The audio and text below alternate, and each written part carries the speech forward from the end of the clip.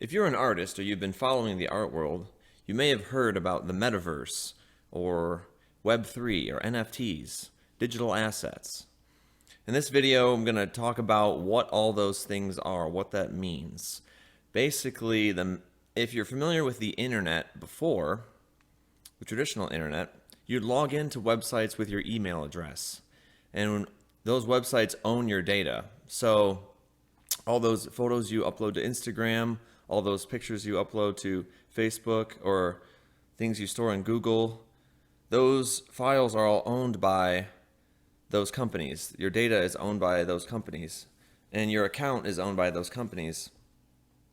And so if those companies ever were to go out of business, you lose all that data. If they block you, you lose all those followers, you lose all that data. In Web3, there's basically this new dimension of the internet. There's all these new websites that are Web3 enabled, which means that they do not use email to sign in. That's the simple way to think about it. Instead of using email to sign in, all these Web3 websites will use a wallet to sign in, a cryptographic wallet. And these websites include OnCyber, which is a Metaverse art gallery website, OpenSea, which is an NFT art exchange, and there are many more like Zapperfy, which shows you your wallet balances, Etherscan, which also shows you your wallet balances, LooksRare, X2Y2, Blur, those are all other NFT exchanges, Foundation, which is an NFT auction website, SuperRare, which is another NFT auction website for one-of-one art, Manifold, which lets you create your own open editions and mint artwork in that way. So there are a whole lot of new Web3 enabled websites, and to get started with them, you can't just have an email address set up. You have to set up a digital wallet, and one of the most common digital wallet softwares is Metamask. Okay, Metamask, you can install that at metamask.io. So you just download this plugin, and it's going to get added to your browser as this little fox icon.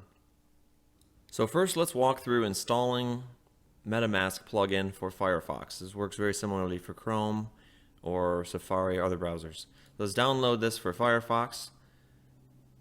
Add to Firefox. Add. And so now it's going to open up Metamask in like a full screen mode in the browser. Get started. You can actually either choose to opt in to give anonymous data or not. And then on this screen, if you already have a secret recovery phrase, or also known as a seed phrase, you can import it here from a previous setup of Metamask. But if you don't, this is your first time with Metamask, you're going to create a new wallet on the right. So let's click on that. Now you have to select a password. So your password basically encrypts your Metamask data. As long as you have your seed phrase, you don't need to remember your password, but it is recommended that you do write down this password somewhere, keep it handy. Right, so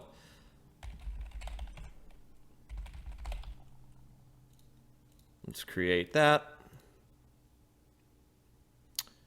And now this little video, if you watch this, it'll help you understand what a secret recovery phrase is.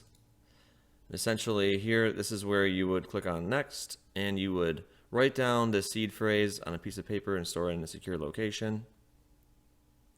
So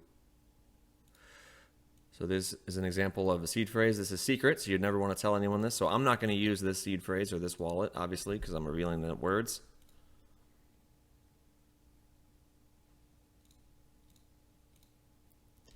Okay, once you've backed up your seed phrase, it's going to generate an account, which is a private key and a public address, and that account is generated from the seed phrase. So if you want to back up the private key as well, which I do recommend, you would click on these three dots, account details, export private key, type in your password, and now this is your private key. So want to back up this private key as well. So you could write this down. You could store it in the cloud somewhere. So you could store it in like cloud file storage somewhere. If you are going to store a lot of money in the wallet, like more than thousands of dollars, something you care about, then I would recommend purchasing a Ledger Nano, like a hardware wallet. So that way you do not have to store any keys in the cloud. But for small amounts, just getting started, a lot of times it is appropriate to just be able to store keys in a cloud account like Google Drive, something like that, as long as it's secure. Okay, so once you've backed up your private key, so now we've backed up our private key, we've backed up our seed phrase, so now we have two different methods for recovering this account. You can recover this 0x051 public address account with either the seed phrase or the private address, so that's good. So now we can actually sign in to websites with this account, even though it has no balance in it. So for example, we can go to OnCyber.io, and you'll notice we can click on Connect Wallet, Metamask, and here's our account. We can sign in with this account. And even with no NFTs or no ETH in our account, we can actually start creating and building in OnCyber. So we'll go to the free tier, we'll create this Cyber Loft, for example. And we can start placing assets. So we don't have any NFTs in this account yet, but we can say this is my new Metaverse gallery. Add text. And you'll see right here, I can move this around, change the size, change the color, and we can walk around, and that's really fun. Once we get some NFTs in here, we can actually place them on the wall. It'll automatically detect them once they're in our account.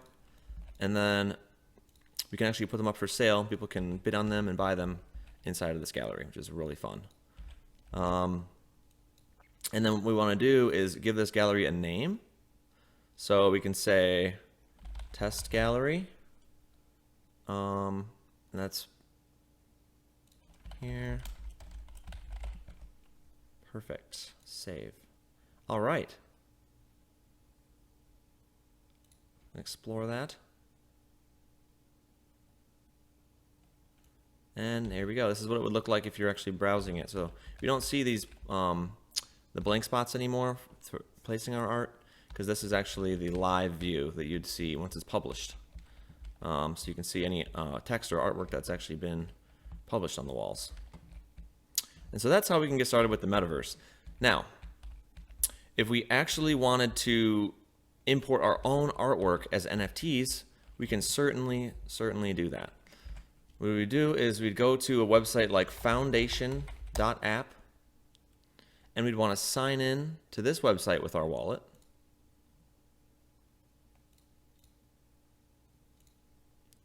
We'll sign an additional message here.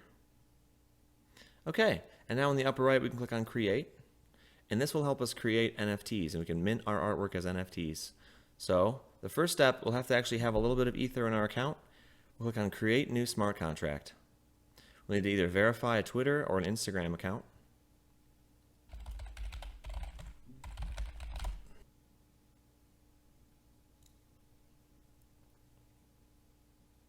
And once we have verified and connected our Instagram account, we can create a new collection name. So we can call this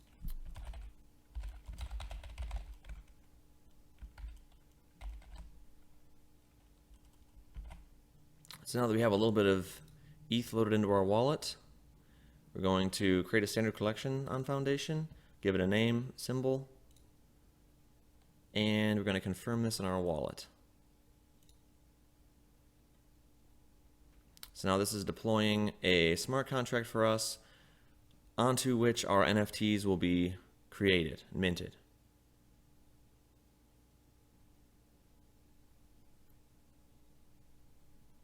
Okay, so now we can click on Mint an NFT. Be original, be kind and inclusive, be creative and have fun. Upload a media file. So we can upload a file like this here. This one I actually created with Stable Diffusion. upload. This is going to upload to IPFS.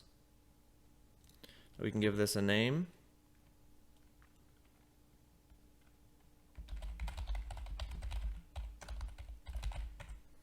And a description. And we'll click on Mint NFT, and that will actually mint the work as an NFT.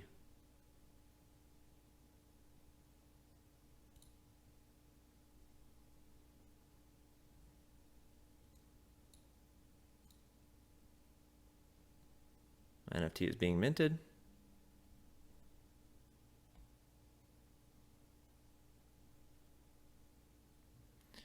So now we can either view the collection or set the NFT for sale. For now, we're just going to view the collection, and this is our asset. This is our NFT that we've minted on chain.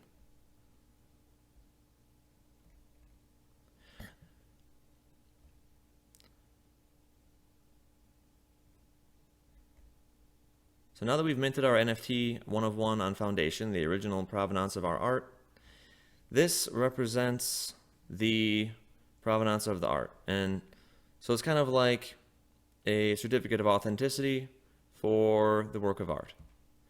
So now what we can do is we can go back into OnCyber, and we want to go into the 3D Studio and start editing our gallery again. And we should see our NFT now appear.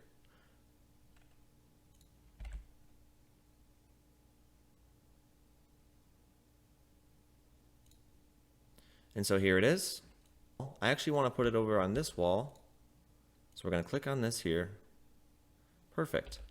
Now we can resize it how we like. We can add some notes. This NFT is for sale on Foundation. We'll have to list it on Foundation for sale shortly.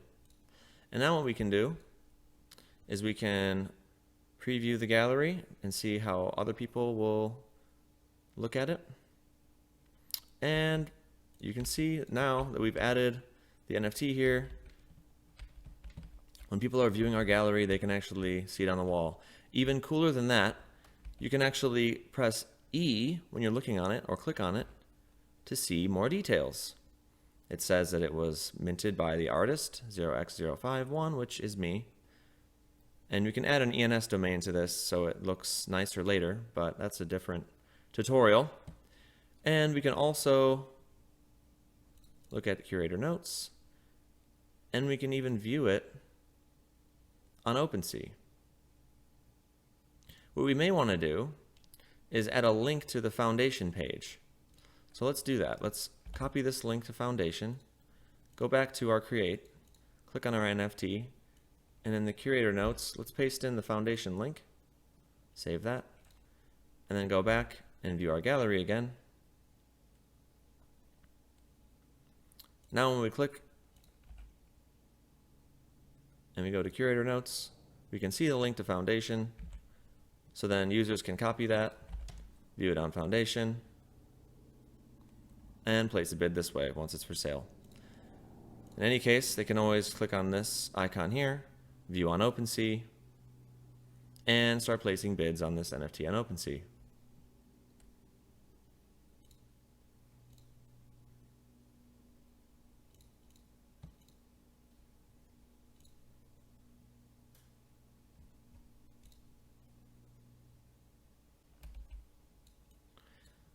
So just to recap, we have created a Web3 crypto wallet. We've backed up our seed phrase and private key for the account, which in this case is 0x051. That's the public address for my account. We've created a gallery in OnCyber using this account. We've minted one of our original artworks, digital files, as an NFT using Foundation. And then we have put that NFT on the wall in OnCyber. So now our collectors, our potential collectors and other users can view our OnCyber gallery, and they can see the artwork that we've minted, and they can bid on it and purchase it through this Metaverse gallery.